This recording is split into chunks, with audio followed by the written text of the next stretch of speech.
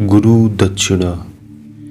एक बार एक शिष्य ने विनम्रतापूर्वक अपने गुरु जी से पूछा, गुरु जी, कुछ लोग कहते हैं कि जीवन एक संघर्ष है, कुछ अन्य कहते हैं कि जीवन एक खेल है और कुछ जीवन को एक उत्सव की संज्ञा देते हैं। इनमें कौन सही है?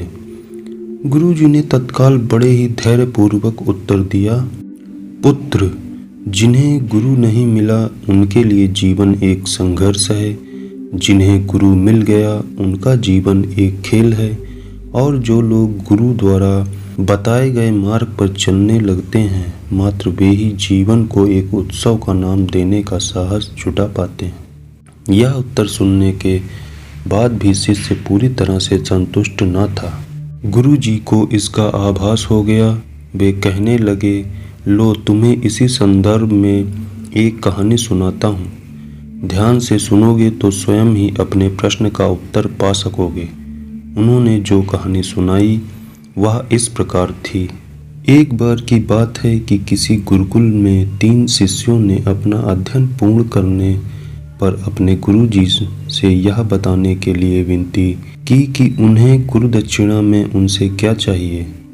गुरु जी पहले तो मंद मंद मुस्कुराए और फिर बड़े स्नेहपूर्वक कहने लगे, मुझे तुमसे गुरु दक्षिणा में एक थैला भर के सूखी पत्तियां चाहिए, ला सकोगे?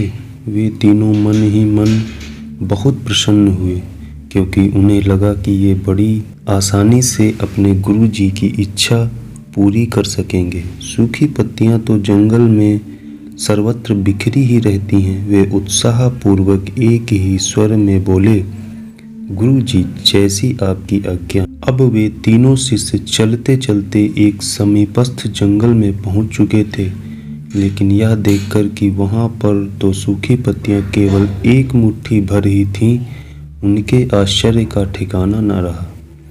वे सोच में पड़ गए कि आखिर जंगल में कौन सूखी पत्तियां उठाकर ले गया होगा। इतने में ही उन्हें दूर से आता हुआ कोई किसान दिखाई दिया। वे उसके पास पहुंचकर उससे विनम्रतापूर्वक याचना करने लगे कि वह उन्हें केवल एक थैला भर सूखी पत्तियां दे दे। अब उस किसान ने उनसे क्षमा याचना करते हुए उन्हें यह बताने की कि वह उनकी मदद नहीं कर सकता, क्योंकि उसने सूखी पत्तियों का ईंधन के रूप में पहले से ही उपयोग कर लिया था। अब वे तीनों पास में ही बसे एक गांव की ओर इस आशा से बढ़ने लगे थे कि हो सकता है वहां उस गांव में उनकी कोई सहायता कर सके। वहां पहुंचकर उन्होंने जब एक व्यापारी को देखा तो बड़ी उम्मीद से उससे एक थैला भर सूखी पत्तियां देने के लिए प्रार्थना करने लगे, लेकिन उन्हें फिर से एक बार निराशा ही हाथ आई, क्योंकि उस व्यापारी ने तो पहले ही कुछ पैसे कमाने के लिए सूखी पत्तियों के दोने बनाकर बेच दिए थे। लेकिन उस व्यापारी ने उदारता दिखाते हुए उन्हें एक बूढ़ी माँ का पता बताया जो सूखी पत्तियां एकत्रित किया करती थी। पर भाग्य ने यहाँ पर भी उनका साथ नहीं दिया, क्योंकि वह बूढ़ी माँ तो उन पत्तियों को अलग अलग करके कई प्रकार की औषधियाँ बनाया करती थी। अब निराश होकर वे तीनों खाली हाथ ही गुरुकुल लौट गए। गुरु जी ने उन्हें देखते ही स्नेहपूर्वक पूछा, गुरुदक्षिणा पुत्रों ले आए? तीनों ने सर झुका लिया। गुरु जी द्वारा दोबारा पूछे जाने पर उनमें से एक शिष्य कहने लगा, गुरुदेव, हम आपकी इच्छा पूरी नहीं कर पाए। हमने सोचा था कि सूखी पत्तियां तो जंगल में सर्वत्र बिखरी ही रहती होंगी, लेकिन बड़े ही आश्चर्य की बात है कि लोग उनका भी किसी तरह से उपयोग करते हैं। गुरुजी फिर पहले ही की तरह मुस्कुराते हुए प्रेम पूर्वक बोले, निराश क्यों होते हो? प्रसन्न हो जाओ। और यही ज्ञान की सूखी पत्तियां भी व्यर्थ नहीं हुआ करती, बल्कि उनके भी अनेक उपयोग हुआ करते हैं। मुझे गुरुदक्षिणा के रूप में दे दो। तीनों शिष्य गुरु जी को प्रणाम करके खुशी खुशी अपने अपने घर की ओर चले गए। वह शिष्य जो गुरु जी की कहानी एकाग्र चित्र होकर सुन रहा था, अचानक बड़े उत्साह से बोला, गुरु जी, अब मुझे अच्छी तरह से ज्ञात हो गया है कि आप क्या कहना चाहते हैं।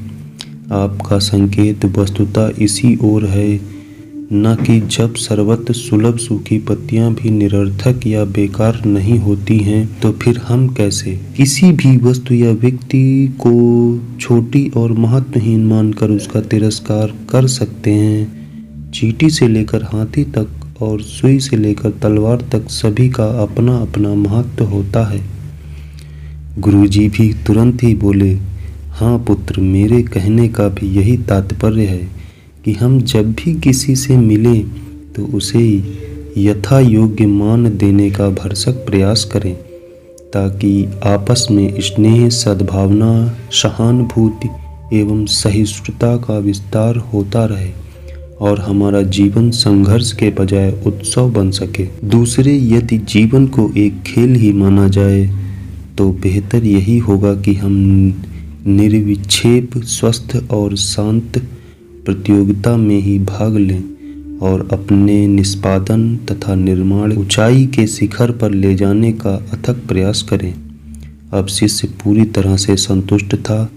अंततः मैं यही कहना चाहता हूँ कि यदि हम मन, वचन और कर्म इन तीनों ही स्तरों पर इस कहानी का मूल्यांकन करें तो भी यह कहानी खरी ही उतरेगी। सबके प्रति पूर्वाग्रह से मुक्त मन वाला व्यक्ति अपने वचनों से कभी भी किसी को आहत करने का दुस्साहस नहीं करता और उसकी यही ऊर्जा उसके पुरुषार्थ के मार्ग की समस्त बाधाओं को हर लेती है।